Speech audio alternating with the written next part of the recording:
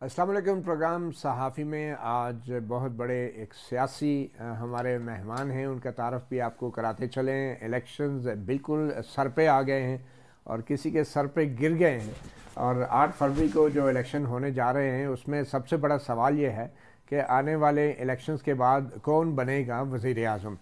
अब जो भी वज़ीर आज़म बनेगा, ये सवाल भी अब इसका जवाब भी इतना मुश्किल नज़र नहीं आ रहा, मगर हमने सोचा कि इस सवाल का जवाब एक ऐसे शख्स से लिया जाए कि जो ख़ुद भी वज़ीर आज़म रहा है। जी हाँ, मैं बात कर रहा हूँ एक साबिक़ वज़ीर आज़म, हमारे काबिल एहतराम जनाब शाहिद खाकान अब्बासी साहब, मुस्लिम लीग नून के तरफ से ये वज़ीर आज़म भी रहे और बड़े मुश्किल वक्त में रहे। शाहिद खाकान अब्बासी साहब, आपने जो वक्त बतौर वज़ीर आज़म गुजारा वो पार्टी के लिए भी और आपकी अपनी पॉलिटिक्स के लिए भी एक बहुत मुश्किल वक्त था, और बतौर वज़ीर आज़म जो कुछ आपने देखा, लगता ये है कि उसके बाद आप अब जो कुछ हो रहा है उससे कुछ अपने आप को आपने डिस्टेंस कर लिया है। तो सबसे पहले तो ये बताएं कि आप भी बग़ैर प्रेस कॉन्फ्रेंस के ही कहीं सियासत से दस्तबरदार तो नहीं हो गए, या अभी आप सियासत में तो हैं ना, पार्टी के वाले से भी थोड़ी वजाहत अगर कर दें। नहीं, देखिए, वजाहत की कोई ज़रूरत नहीं होती।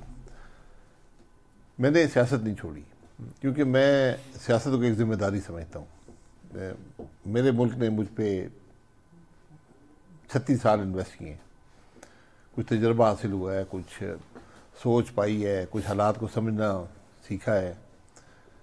तो इसलिए मैं एक ज़िम्मेदारी के साथ सियासत करता हूँ। मेरा सिर्फ अपनी जमात से कोई खफकी की नहीं है, कोई नाराज़गी नहीं है, ना मैंने कभी ओहदा मांगा है, ना कोई और चीज़ मांगी है। मेरा सिर्फ एक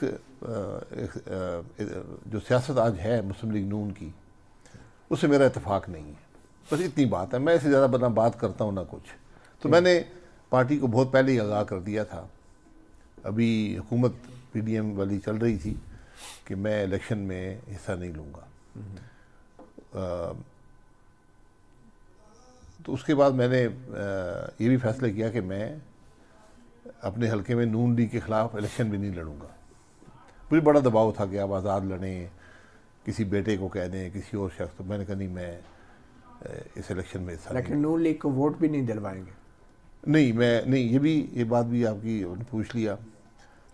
मुझसे पूछा गया कुछ ज़राए से, तो मैंने कहा कि जनाब, अगर आप एक वर्कर को टिकट देंगे तो मैं उसके साथ चलने को तैयार हूँ, क्योंकि अगर मैं सीट छोड़ रहा हूँ तो फिर मेरी ख्वाहिश ये होगी कि आप किसी जमात के वर्कर को टिकट में उसके साथ चलेंगे, हर तरह से सपोर्ट करेंगे। वो नहीं हुआ तो मैंने कहा ठीक है, खामोशी से। सरवर साहब को आप वर्कर क्यों नहीं समझते जो आपके मुखालिफ हैं आज सर? देखिए, वो एक लंबी कहानी हो जाती है कि कौन कैसे टिकट लेकर आए हैं, कैसे फैसले हुए हैं, मैं उसमें नहीं पढ़ना चाहता।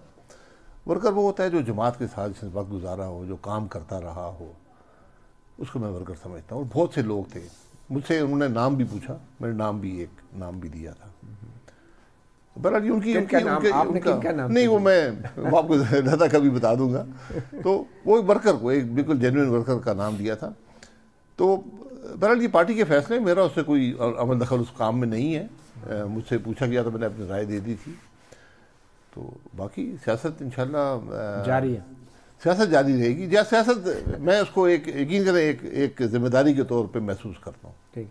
शायद साहब, जब आपको पार्टी ने टिकट दिया था पहली बार, या पार्टी में आप आए थे, सारी बात है आपके वालिद साहब की बहुत बड़ी कंट्रीब्यूशन है, तो आपको भी पहली बार बतौर वर्कर आपको टिकट मिला था या आपके वालिद साहब की वजह से मिला था?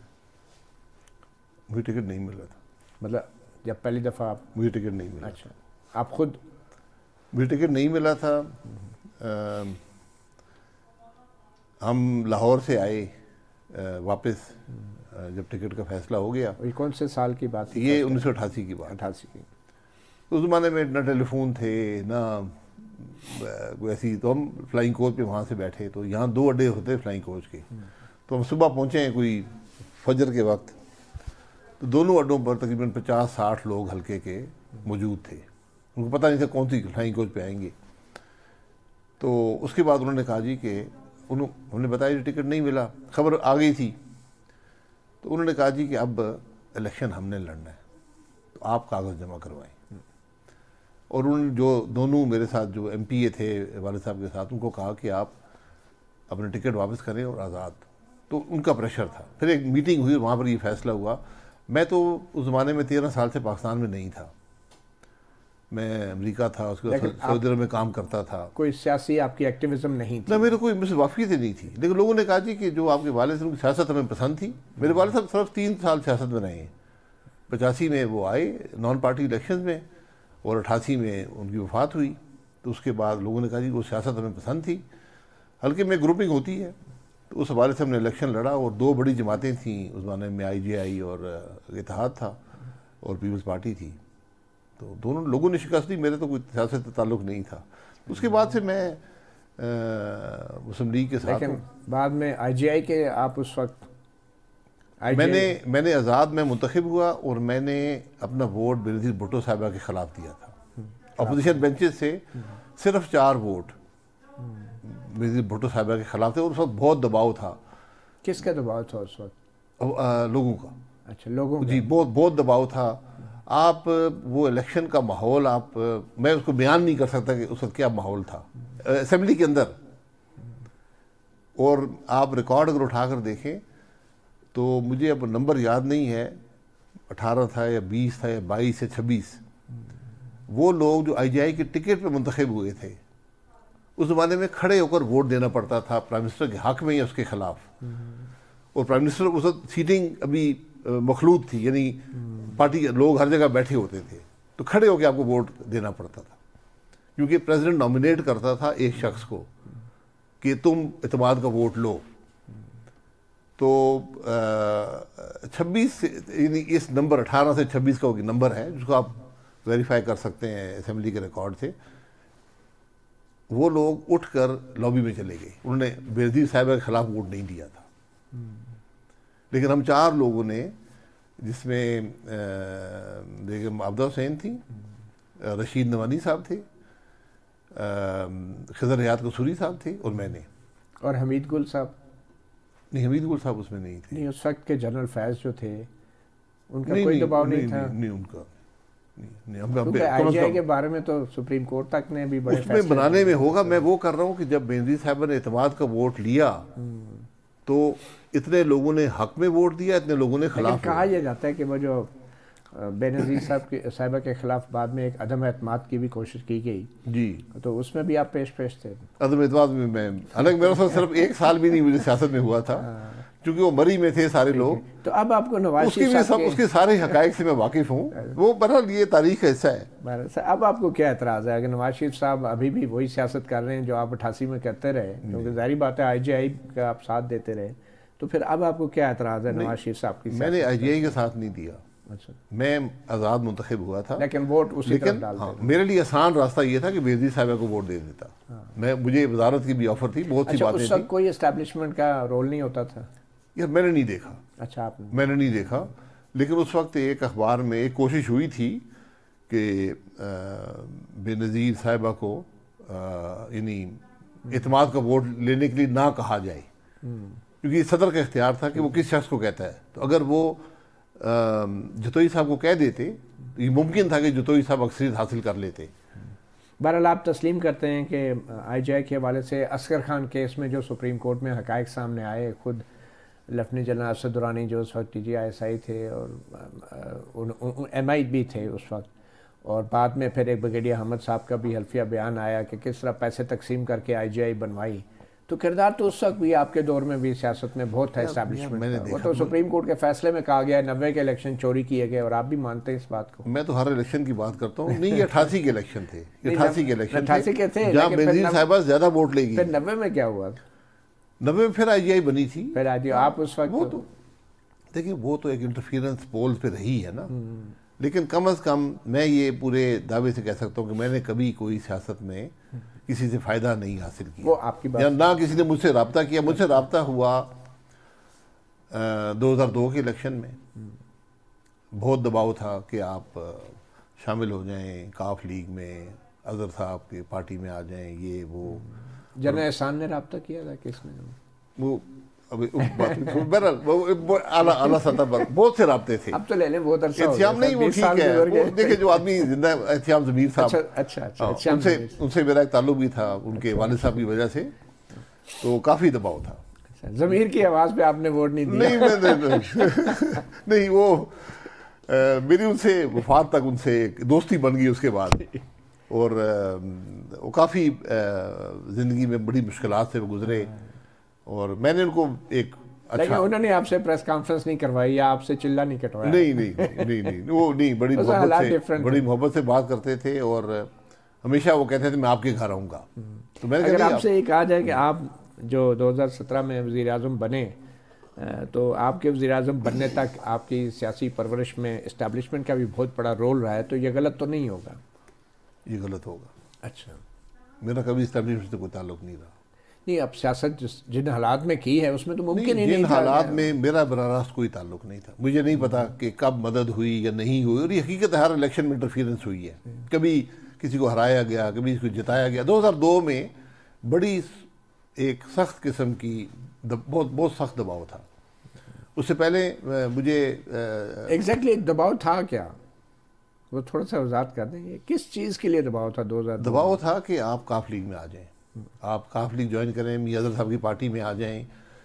और ये एक अजब इत्तेफाक है कि जो काफ लीग बनी, जब बनाई गई, तो उसका जो इजलास था वो मेरे घर के तकरीबन 100 गज दूर वो इजलास था। ये जो आपने देखा है ना, जहाँ से दामने को सड़क जाती है, ये जो ग्रीन एरिया यहाँ पर है, उससे डबल सड़क नहीं थी, बड़ा ग्राउंड था यहाँ पर, उसमें काफ लीग बनी थी, पहला इजलास था।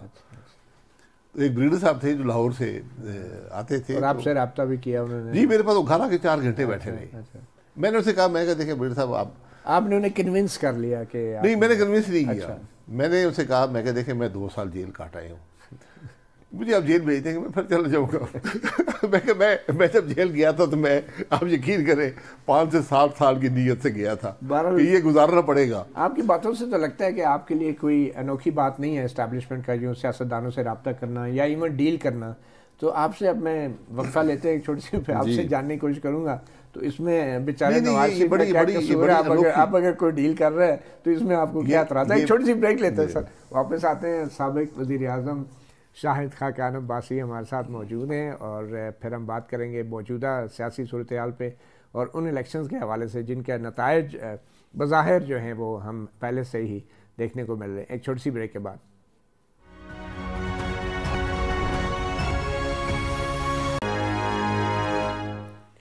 Welcome back. सहाफ़ी प्रोग्राम में एक बड़े सियासी साबिक वज़ीर आज़म शाहिद खाकान अब्बासी हमारे मेहमान हैं। शाहिद साहब, ये अब आपको लग रहा है कि शायद जो कुछ इलेक्शंस हो रहे हैं, नवाज शरीफ साहब जिस तरह वापस आए और अब लग रहा है कि कोई डील हुई है, तो ये डील आपके लिए नई बात क्यों है और वाई नाउ? अब क्यों आप इन चीज़ों को हाईलाइट कर रहे हैं? आप वज़ीर आज़म जो बने थे, क्या वो डील नहीं थी? 2017 में नवाज शरीफ साहब को जब हटाया गया, वज़ीर आज़म बन गए, क्या वो इस्टेब्लिशमेंट के साथ एक डील नहीं थी? और इस्टेब्लिशमेंट ने ग्रीन सिग्नल दिया था तो आप वज़ीर आज़म बने थे, अदरवाइज़ तो शायद अपना बन सकते। देखें, यहाँ हर चीज़ को डील समझा जाता है। मुझे आज की किसी डील के लिए नहीं है, ना ही माजी में मैंने कभी डील की है, ना कभी डील का हिस्सा रहा हूँ। तो फिर नाराज़गी किस बात? नहीं, मैं नाराज़गी तो कोई नहीं है, मैंने कब कहा नाराज़गी है। सियासत में हमारे मुल्क में इस्टेब्लिशमेंट का असर है, और वो असर आपको ज़्यादा नज़र आता है। अब तो खैर मामला बदल गया है कि आप पे दबाव आता है कि आप अपनी जमात छोड़ दें या कुछ ऐसी बात कर लें। वो दबाव मुझ पर 2-3 मौके पे बहुत ज़्यादा रहा है। बहरहाल उसको हमने सस्टेन किया जैसे भी था। अब जो बात है कि आज क्या हालात हैं, आज आपको वक्त बताएगा, तारीख बताएगी। मैं आज कुछ कहूँ तो स्पेकुलेशन होगी। मैं जब 17 में वज़ीर आज़म बना, मैं किसी डील का हिस्सा नहीं था। जमात की मीटिंग हुई, मियाँ साहब ने बुलाई, वहाँ पर जो कुछ हुआ मुझसे आप ना पूछें, आप उन लोगों से पूछें जो वहाँ मौजूद थे। वहाँ पूरी PMLN की लीडरशिप मौजूद थी, शहबाज साहब भी थे, मरीम बीबी भी थी, सब उनसे पूछने कि वहाँ पर क्या बातचीत हुई थी। आपने बज़ाहिर रेजिस्ट किया था इसको, जो भी है। तो मैं कभी किसी कोई डील करके नहीं आया। मैंने 10 महीने वज़ीर आज़म रहा हूँ। मैंने एक रिलेशनशिप रखी इस्टेब्लिशमेंट के साथ, एक मसाइल को हल करने के लिए। तो ये भी डील ही थी ना, अदरवाइज तो प्राइम मिनिस्टर बॉस होता है। डील नहीं, रिलेशनशिप क्या होती है? ये बड़ी गलतफहमी है। अच्छा, यहाँ आईनी तौर पे? जी, मैं आईनी तौर पे बात कर रहा हूँ, बॉस नहीं होता। वज़ीर आज़म जो होता है वो काबीना का नुमाइंदा समझ लें, फर्स्ट अमंगस्ट इक्वल्स होता है। जो उसको ये इख्तियार नहीं होता कि जो मुंह से ज़बान बोले वो मुल्क में कानून बन जाता है।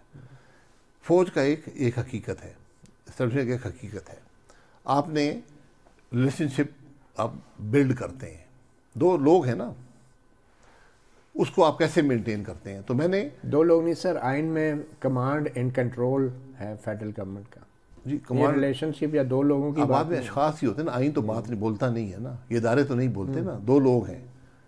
मैं सिविल जो एस्टेब्लिशमेंट्स को हेड करता हूँ, मैं वज़ीर-ए-आज़म हूँ, एक आर्मी का हेड होता है। हमारे मुल्क में 40 साल माशाल्लाह रहा है आइन, वो जो उनका हैसियत है वो लिखी हुई है आइन के अंदर। क्या मुल्क उसके मुताबिक चलता है? बिल्कुल नहीं। ये हमारा सिर्फ अनोखी बात नहीं, पूरी दुनिया में ये मामलात हैं। उन्होंने वक्त के साथ इन मामलात को तय कर लिया है, हम बदकिस्मती से तय नहीं कर सके। तो एक बाजवा साहब के साथ हमने अपना जो मैंडेट था उसको चलाते रहे, जो मियां नवाज शरीफ साहब के पॉलिसी थी सबको हमने कंटिन्यू किया।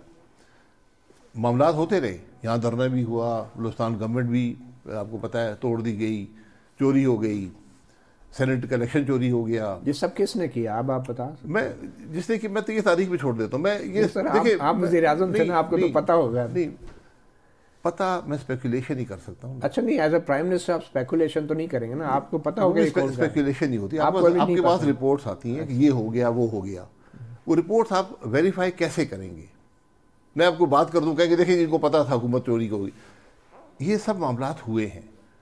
तो आप जनरल फैज़ को इल्ज़ाम नहीं देते?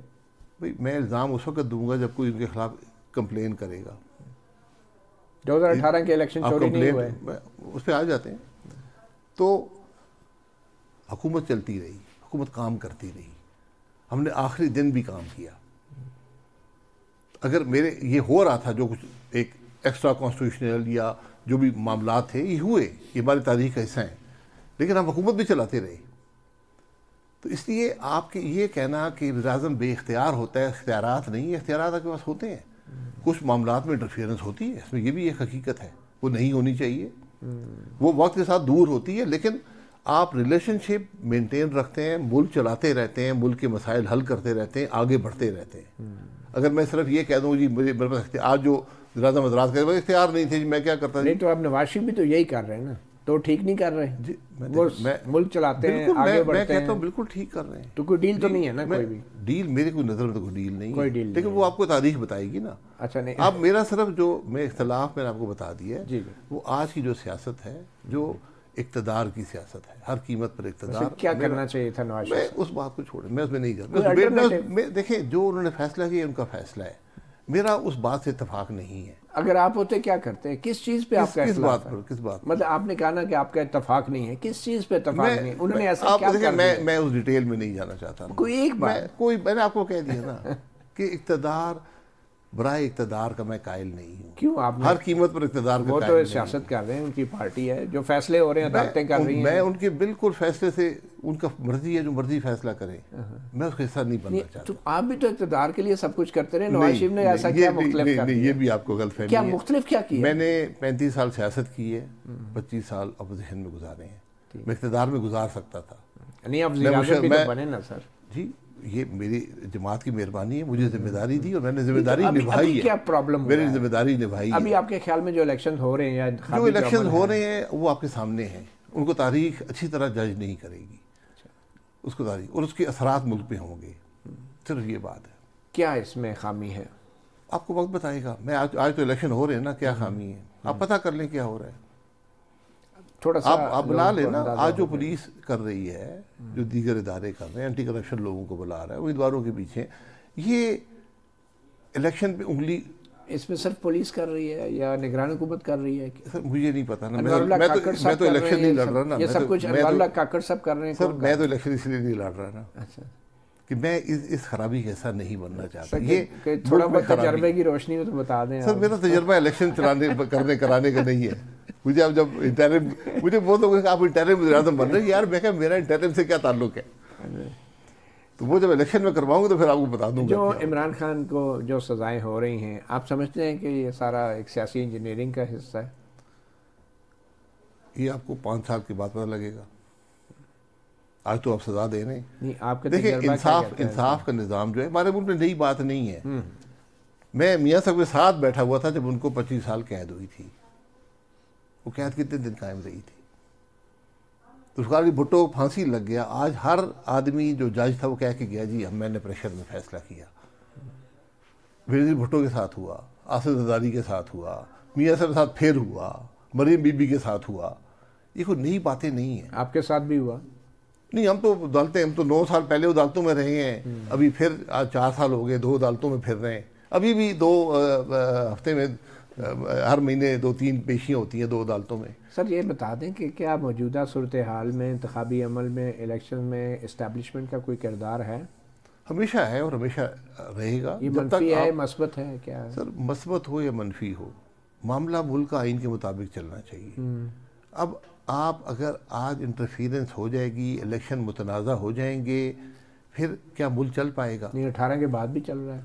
2018 में इलेक्शन जो हुए थे ठीक थे, चल रहा है, अभी तक चल रहा है। नहीं आप इस तरह तो चल ही रहा है ना। फिर ये चलना नहीं है, फिर ये चलना है तो आपको मुबारक हो। मैं चलने का हिस्सा नहीं बनना चाहता। जिस इलेक्शन में आप पहली दफ़ा इलेक्ट हुए थे 88 में, उसके बाद से मुल्क आज तक चल रहा है। सर ठीक है, फिर आप चलाएं, आप चलाएं। सर नहीं चला ना, बात ये। अब आज दुनिया कहाँ पर है, आप कहाँ पर है? आपके नज़दीक क्या होना चाहिए? कोई तजवीज़ आपके? सर मैं तजवीज़ क्या दे सकता हूँ? मुल्क आइन और कानून के मुताबिक चलना चाहिए। आपके ख्याल में नहीं चल रहा? मेरा नहीं ख्याल। मसलन इमरान खान की मिसाल ले लें, क्या वो आइन और कानून के मुताबिक जेल में इस वक्त? जेल में हैं, उन पे चार्जेस हैं। अब मैं कहूँ आइन के मुताबिक नहीं, कानून हैं। जज उनकी ट्रायल करते हैं। अब इंसाफ के निज़ाम में इंसाफ एक बड़ी मशहूर कि इंसाफ होता हुआ नज़र आना चाहिए। जब आप रात के 12 बजे तक केस चलाएंगे, जेलों के अंदर चलाएंगे, उंगली उठ जाती है। उसको लोग कबूल नहीं करते, तारीख कबूल नहीं करती। हमेशा अगर आपने किसी पॉलिटिशियन को सज़ा देनी है, हमने फैसला किया सज़ा दी, आप प्रोसिक्यूट तो सही करें ना। हमारे खिलाफ 13 साजिश केस बना। उस अदालत में पहले दिन 7 सफ़े की टाइप शुदा FIR जज साहब ने उठा के ऐसे बाहर फेंक दी। उसने कहा सब हेर से है। ये उस केस की हकीकत थी। बाद में सज़ा भी हुई। फिर सज़ा हुई। सज़ा नहीं विद स्टैंड नहीं कर सकती थी स्क्रूटनी को। वो आप किसी अंधे को भी दिखाते हो, कहते थे ये सज़ा बिल्कुल गलत है, और यही हुआ इवेंचुअली। नुकसान तो मुल्क का हो गया ना। तो आप यही कहना चाह रहे हैं कि इमरान खान के साथ जुल्म हो रहा है, ज्यादती हो रही है, वैसी जैसी नवाज शरीफ के साथ आप दोनों का मुआवजा कर रहे हैं? मैं ना इमरान खान साहब का वकील हूँ, नहीं आप नहीं है, केसेस से मेरा वास्ता है।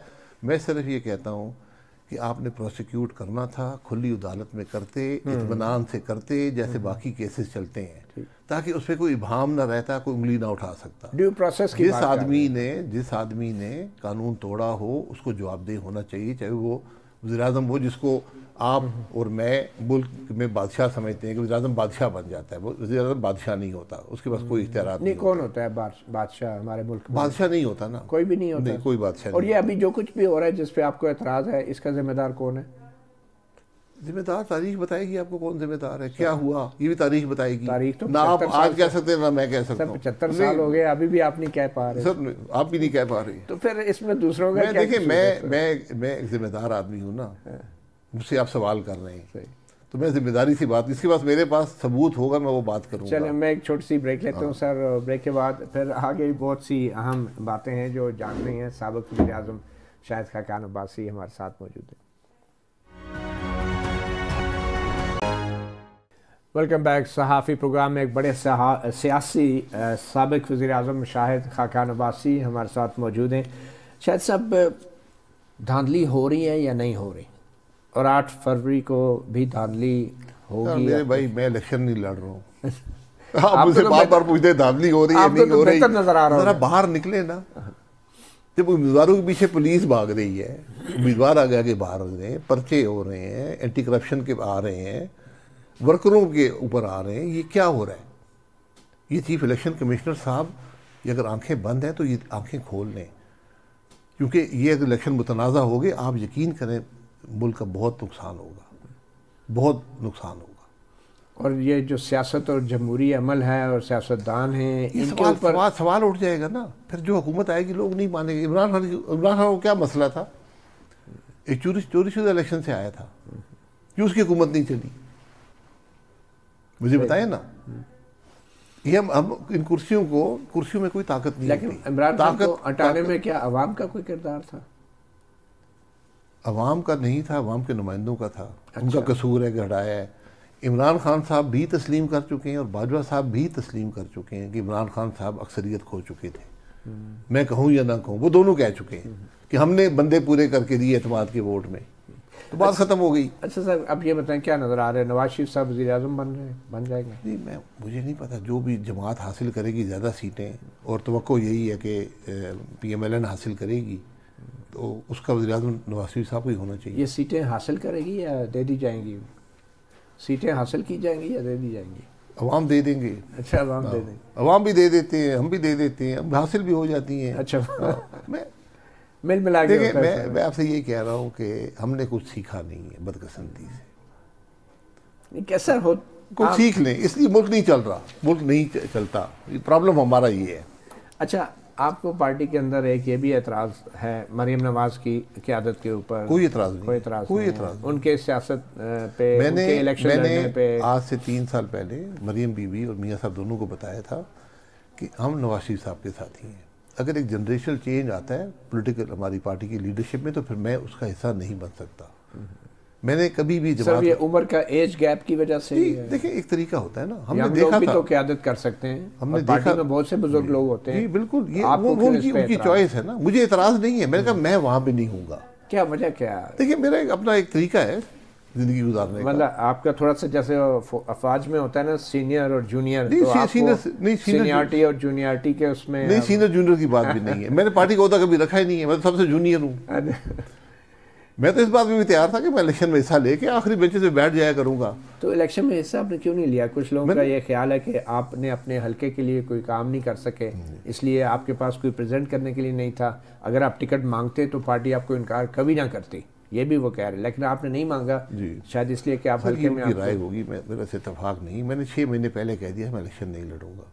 अब ये लोग ये भी भूल जाते हैं। 6 महीने पहले आपको क्या नजर आ रहा था? किसी ने आपको कोई खुफिया इत्तला दे दी थी कि ये होने जा रहे हैं? देखिए, नजर आ रहा था ना कि हम किस सियासत में जा रहे हैं, किस नगर पे जा रहे हैं। मैं इस हल्के से लास्ट टाइम इलेक्ट नहीं हुआ था, तो मेरी कोई तवक्कुआत किसी की मुझसे नहीं थी कि तुमने काम करने हैं। मैंने जो काम किए वो लोग जानते हैं। मतलब कट ऑफ हो गए थे ना आप तो। और मैं ये भी आपको बता दूं, ये मेरी जिंदगी का सबसे आसान इलेक्शन था। जी भी आप हल्के में चले जाए। अच्छा। मैं सियासत करता हूँ, मैं जानता हूँ। सदाकत अब्बासी साहब जो थे वो कैसे? सर, सदाकत अब्बासी साहब तो सियासत छोड़ गए ना। नहीं, अब छोड़ गए ना सर, वो भी आपकी तरह मायूस। जी, जो लास्ट टाइम 18 में क्या हुआ, नहीं आप में और उनकी मायूसी में क्या फ़र्क है? 18 नहीं, उनकी मायूसी अपनी होगी, मेरी कोई मायूसी भी नहीं है। अच्छा, मैं सिर्फ अपनी जमात की सियासत से इत्तेफाक नहीं करता, तो मैंने कहा मैं टिकट पर इलेक्शन नहीं लड़ूंगा।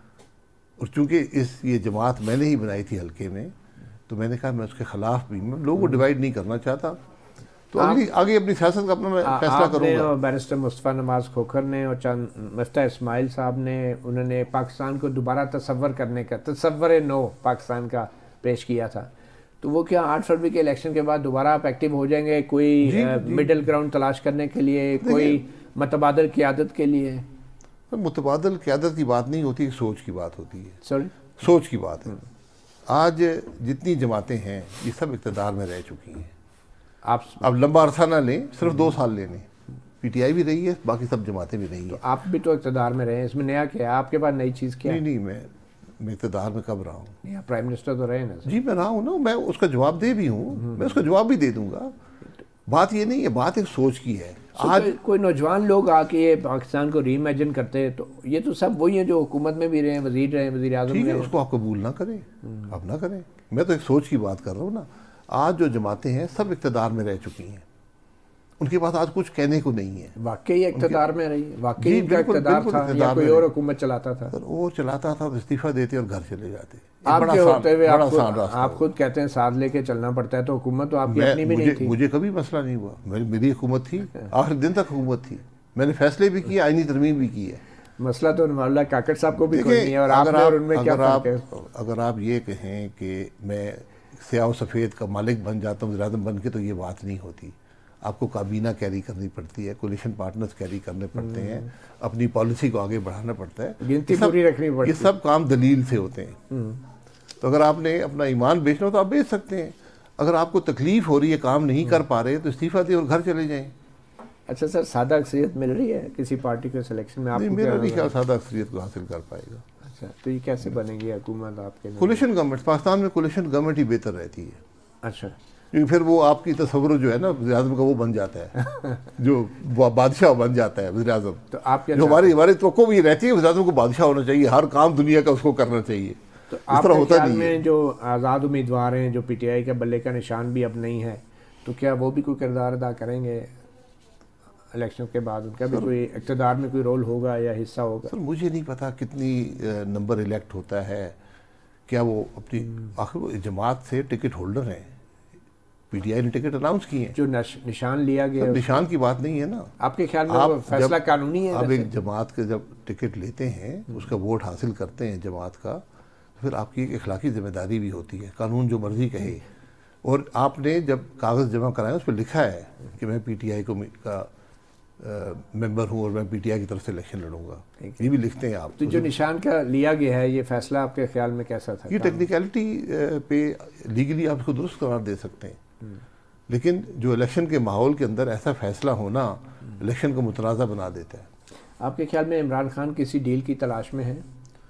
पता नहीं जी, आप सारे डील ही करते रहते हैं। मैं सिर्फ पूछता हूँ कि डील कर करके हमने हासिल क्या किया है। डील करने वालों ने क्या हासिल किया है और डील दूसरी साइड पे उन सब ने हासिल क्या किया है। मुझे कोई ये जवाब दे दे कि मुल्क आज कहाँ पे खड़ा है।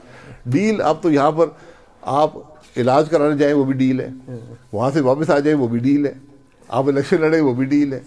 हमें डील का शौक है। लगता है आप तारीख में पहले वज़ीर आज़म हैं या आखिरी वज़ीर आज़म हैं जो बगैर डील के वज़ीर आज़म बन गए। अल्हम्दुलिल्लाह। अच्छा